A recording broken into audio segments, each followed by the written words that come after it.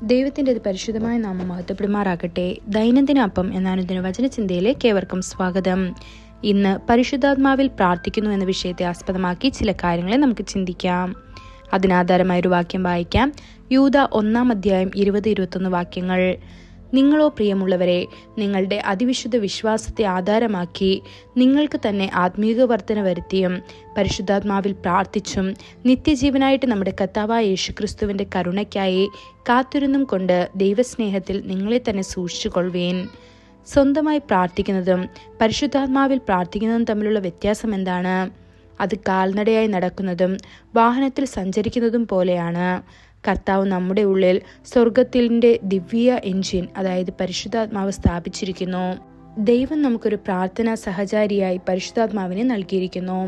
പ്രാർത്ഥനയിൽ അവനാൻ നയിക്കപ്പെടുന്നത് എത്ര അനുഗ്രഹീകമായ അനുഭവമാണ്. വചനം പറയുന്നു, അതുപോലെ ആത്മാവും നമ്മുടെ ബലഹീനതകളിൽ സഹായിക്കുന്നു. നമുക്ക് വേണ്ടതുപോലെ എന്തിനു വേണ്ടി പ്രാർത്ഥിക്കണമെന്ന് നമുക്കറിയില്ല. എന്നാൽ ഉച്ചരിക്കാൻ കഴിയാത്ത ഞെരുക്കങ്ങളാൽ ആത്മാവ് തന്നെ നമുക്ക് വേണ്ടി മധ്യസ്ഥത വഹിക്കുന്നു.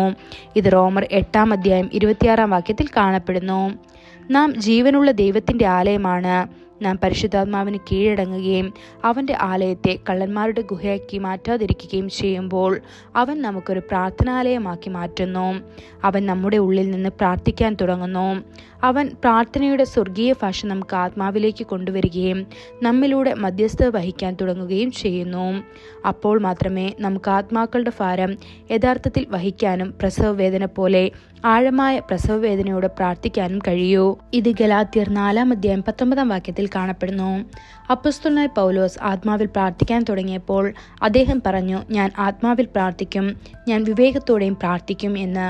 1 കൊരിന്ത്യർ 14-ാം അധ്യായം 15-ാം വാക്യത്തിൽ ഇത് കാണപ്പെടുന്നു.